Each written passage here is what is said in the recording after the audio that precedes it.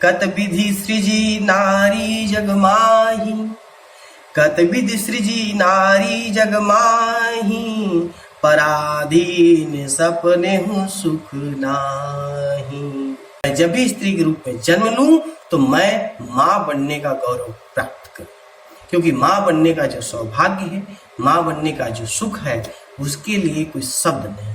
सुख में जा रहा है, एक है कि पतन और गर्त में जा रहा है। ऐसे में कह सकते हैं कि पीड़ा बहुत ही दर्दनाक है। यदि दोनों बराबर चलते तो गाड़ी बैलेंस में चलती।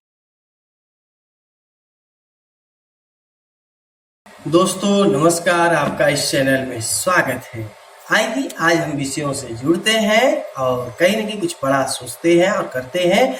और जैसा कि मैं स्त्री विमर्श का एक हिस्सा ले रखा हूं, तो कहीं न कहीं मेरा एक अच्छा चिंतन भी चल रहा है और कुछ लोगों का चिंता।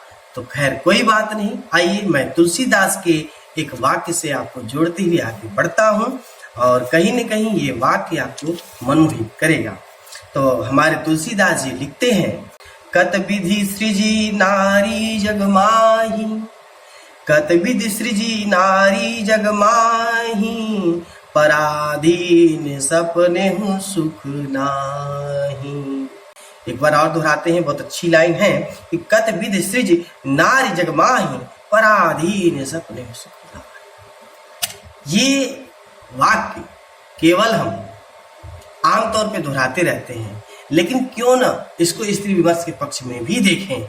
एक स्त्री का सुख का सबसे बड़ा चोट कह सकते हैं, कचोट कह सकते हैं, अंदर का घाव कह सकते हैं, वो ऐसा दर्दनाक है कि क्या कहा जाए।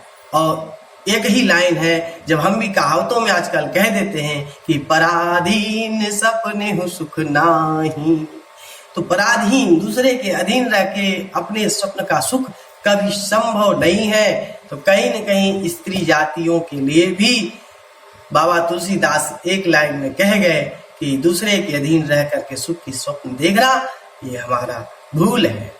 तो क्या ऐसे में एक ये प्रश्न नहीं उठ जाता कि मतलब क्या करे, स्त्री स्वतंत्र हो जाए, स्त्री किसी से विवाह ही न करे, किसी की गृहस्थी में शामिल ही न हो, उसको खुद गृहस्थी बनाए ही नहीं, वो माँ के अंकन को जो छवि पाती है उसको भूल जाए, परिवार जैसी सभ्य व्यवस्था को छोड़ दे, नारी नरक की खान की ओर चली जाए। मतलब क्या क्या शब्द बोले गए हैं, किस पक्ष में बोले गए हैं, क्या कहा जाए। तो नारी जो है सब कुछ छोड़ के एक नया धारा पकड़ ले और स्वतंत्र हो जाए। जिस तरह से पुरुष जो है चाहता है तो तुरंत जो है बिना कहे जो है कह देता है कि मैं तो साधु हो गया, मैं इस व्यवस्था से ही दूर हो गया हूँ। तो क्या ये रास्ता सिर्फ पुरुष के लिए है, क्या स्त्री के लिए नहीं है? इसका जवाब पूछते चलिए। मैंने आज का एक टॉपिक उठाया कि आधी आबादी का संघर्ष। आधी आबादी ये बहुत ही सोचने की बात है। वैसे भारत में अब तो आधी आबादी रही नहीं, आधी आबादी बहुत दूर की बात है। आज जो पुरुष स्त्री का अनुपात है वो काफी स्तर तक घट चुका है। कह सकते हैं कि 100 अगर व्यक्ति होंगे तो 100 की शादी हो पाए, 100 की गृहस्थी हो पाए, यह संभव नहीं है। और जिस तरह से लड़कियां दिन पर दिन मारी जा रही हैं, चाहे उनकी भ्रूण हत्या हो रहा हो, चाहे उनके साथ बलात्कार हो रहा हो, या उनके देह के साथ बर्बरता के साथ कटाई छटाई और कैसे कैसे प्रेशर कुकर में तो कहीं फ्रिज में, तो अनेक नाना प्रकार विधि से उनको मारा जा रहा है। इस प्रकार से हम कह सकते हैं कि आधी आबादी भी आधी नहीं रह गई। अब रही बात उनका संघर्ष, तो ये सिर्फ शब्द की बात नहीं है। यदि स्त्री के जीवन को हम देखें, एक तौर पे समझें और उसको अस्तर चढ़ते हुए देखें, तो पता चलेगा कि उनके पक्ष में कितना हम सोच पाते हैं, उनके हित में कितना सोच पाते हैं, उनके लिए कितना सोच पाते हैं।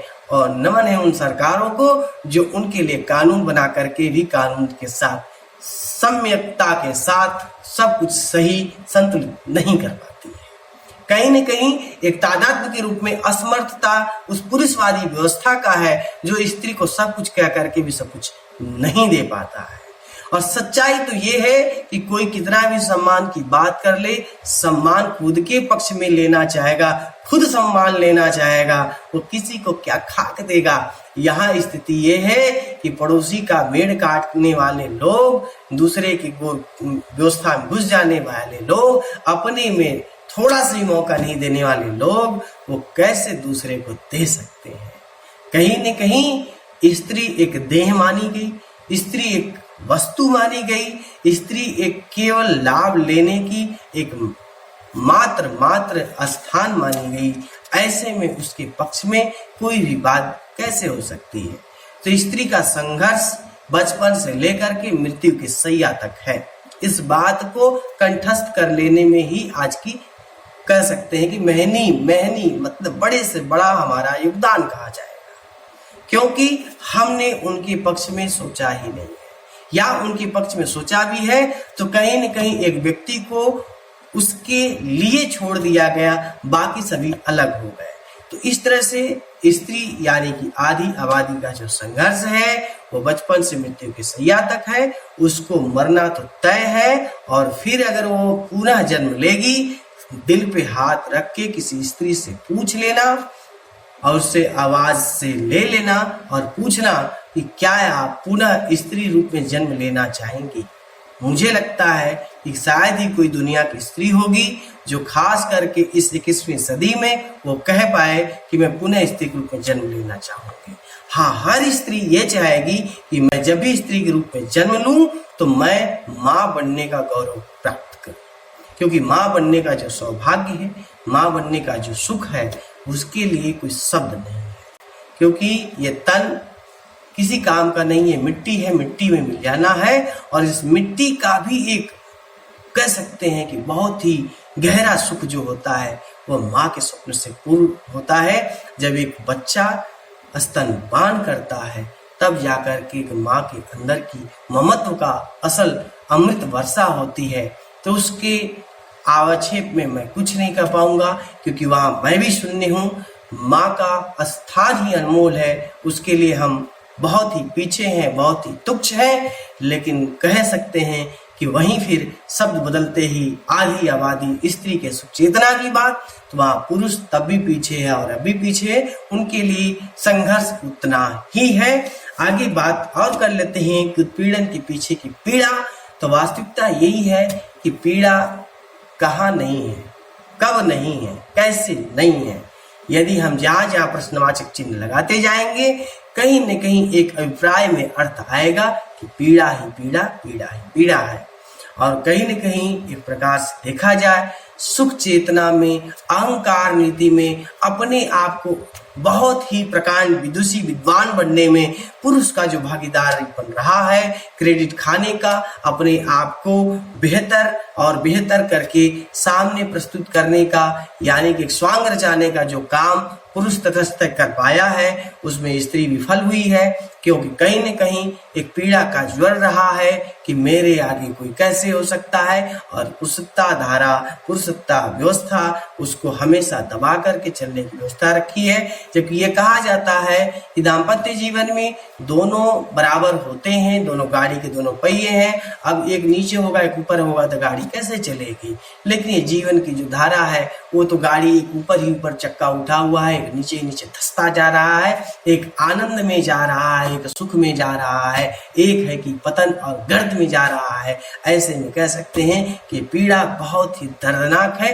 यदि दोनों बराबर चलते तो गाड़ी बैलेंस में चलती और किसी प्रकार का दुख द्वेष नहीं होता।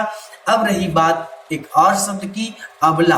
तो अबला शब्द की सार्थकता क्या है? यदि हमने उसको शक्ति के रूप में पूजा है तो आदि शक्ति रही है, और उसको हमेशा गर्द के रूप में देखा है तो वो फिर कहा ही नहीं जा सकता, उसके लिए मेरे पास शब्द भी नहीं है। तो स्त्री चेतना में, स्त्री के सम्मान के पक्ष में हम जितना बेहतर और उत्कृष्ट सोच सकते हैं उतना ही बेहतर होगा। लेकिन अगर हम स्त्री पक्ष को सिर्फ उदारवादी की जगह पे उग्रवादी बना करके, अपने कट्टरता को छुपा करके और कहीं न कहीं केवल हिटलरगिरी को सामने रख करके देखेंगे, तो किसी काम का नहीं है, वरना स्त्री पक्ष का किसी तरह से किसी को द्वेष पहुंचाना नहीं है। और हमेशा उसके सुख और दुख में अगर संयोग करके हम चलते हैं तो एक अच्छे समाज का भी रूप पैदा कर सकते हैं। वरना स्त्री जाति तो खुद मुझे लगता है कि वो ऐसे ही जीवन पूरी तरह से शोषण और शोषक बन के रह जाना होता है। और मेरा कहने की ध्येय है कि जिसका शोषण हो रहा है उसको भी चेताया जाए, जो शोषण कर रहा है उसको भी जगाया जाए, और जिस तरह से ये पूरा सर्कल बनी हुई है इसको तोड़ करके एक नई रास्ता बनाया जाए और कहीं न कहीं स्त्री को शोषणवादी विचारधारा से निकाल करके एक समन्वय विचारधारा में ले आना है। क्योंकि जब तक हम समन्वय के साथ सहारा एक दूसरे का बन करके नहीं चलेंगे, ना तो सृष्टि का कल्याण होने वाला है, ना अपने दृष्टि का कल्याण होने वाला है, ना ही पूरी समग्र समाज का कल्याण होने वाला है। तो समाज के हर एक कपाट को अगर हम पकड़ के चलें तो हमेशा पुरुष और स्त्री का अगर संतुलन नहीं बन पाया तो कहीं न कहीं ये वितंडा खड़ा होगा कि विध्वंस विध्वंस विध्वंस होगा। तो ऐसे त्राहिमाम के समय को न बुलाएं और पराधीन सपने सुख नाही का जो आवाज, जो पंक्ति, जो लय हमारे बीच तुलसीदास छोड़ गए उसको न पैदा करें। क्योंकि जिस दिन स्त्री वास्तव में गृहस्थ से स्वतंत्र होगी, पुरुष से स्वतंत्र होगी, उस दिन मनुष्य के अस्तित्व पर सवाल उठेगा और पूरी मनुष्य की आबादी धीरे धीरे छरता हुआ खत्म हो जाएगा।